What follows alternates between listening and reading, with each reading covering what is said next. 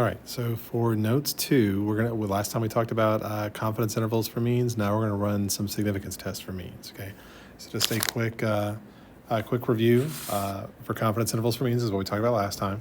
So we used proportions before, which was the last unit, with categorical data. Okay, basically things where we can split our data into successes and failures. Yes or no, pass, fail, that kind of thing. But means are of course used with quantitative data. Okay, where it's not just yes or no. We're trying to find like an average, that kind of thing.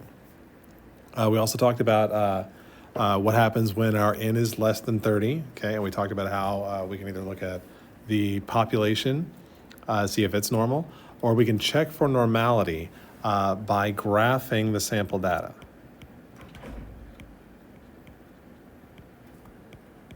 Okay. And like I said, we're not trying to prove that the sample is going to be normal, but we're looking at how our graph compares to like a normal distribution. Okay, and that's why we look for those outliers and the strong skewness that would pull it away from being normal. Okay, because in order to use a t-distribution, we need to have a sampling distribution to be approximately normal. Okay, which is why we still check for the normal condition despite using the t-statistic. Okay, so a little aside, you might see t star written as t star and then a subscript of n-1, where that subscript is going to be the degrees of freedom. So if I had, an n of 5, you might see this as t star 4.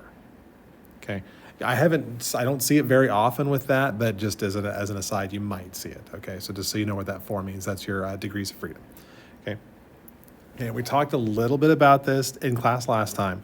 So if one of the conditions is not met, okay, so if we check for random, we find that there's no random sample mentioned, or if we check the 10% condition and it's not working out, or if we look at the graph of the data and like it has outliers or there's strong skewness or one of any number of other things, we still continue on though, okay? However, we need to draw attention to it to make sure that the person, the grader, or who, like the company or whatever you're working for, understands that your conclusion might not be reliable because those conditions were not met.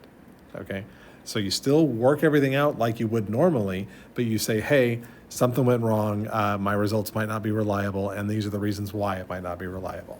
Okay, so something like that. Okay, and so now some review about significance tests, because it has been, a couple days since we talked about this. So remember, there's always a null hypothesis and an alternative hypothesis. So the null is always the claim or a statement of no difference related to a population. So the company's stating something or somebody is claiming something. That's our null. And then our alternative is a situation we're trying to find evidence for. Okay, so either it's going to be greater than or less than or different from the null hypothesis. So we could have, of course, our null. In this case, as we deal with means, we'll look at mu being equal to their claim, so mu naught, okay? And then our alternative would be something saying that it's not. So it might be less than, it might be greater than, and it might be not equal to that mu naught, just like we had before, okay? Our significance levels still work the same way. So the threshold for rejecting the null or failing to reject, and then alpha is typically going to be one of these three things. So like 10%, so 90% confidence level, 95% confidence level, or 99% confidence level, which would give us these three alphas. Okay. All right. So next up, we've got the test statistic. Okay, and this is using that formula. And again, on your formula sheet, it's going to look something like this. It's going to be the statistic minus the parameter. Okay, so remember, sample statistic minus the population parameter. So in the last unit, we had p hat minus p, okay, and stuff like that. And then, but this unit, we're going to have x bar minus mu. So just as a little aside, okay. So then we're going to have over the standard error, standard deviation, however you want to go about saying that. All right, okay. And then we'll go into the more details about what that's going to look like here for our means specifically, okay. So the p-value, we're going to calculate it using the test statistic, just like we did before. And this tells us the probability we get that statistic or more extreme in the direction of the alternative, if our null is true. So all of that is still true. So the p-value, just as a reminder, the p-value is a conditional probability where we have what's the probability of getting the alternative given that the null is true. Okay, because because remember, we always assume the null is true, okay? So, and just as a quick reminder, when the p-value is less than alpha, okay, we reject the null hypothesis in favor of the alternative because our data shows we've got evidence in favor of the alternative. And then when the p-value is greater than alpha, we fail to reject the null, okay, and say we don't have evidence for the alternative, okay?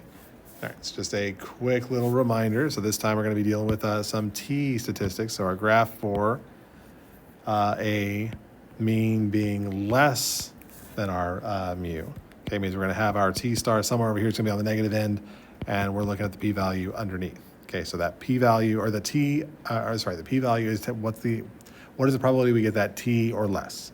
Okay, and then on the other hand, on the other side, let's do another one over here. Okay, let's do what if our mu is greater than our mu naught? Okay, so that means we're going to have a positive t and everything above that.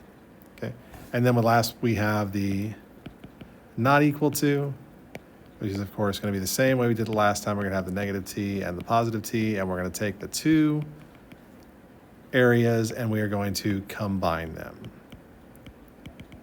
Combined area is the p-value.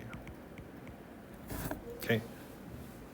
All right, so I'm going to go ahead and pause the video here and move on to the next one.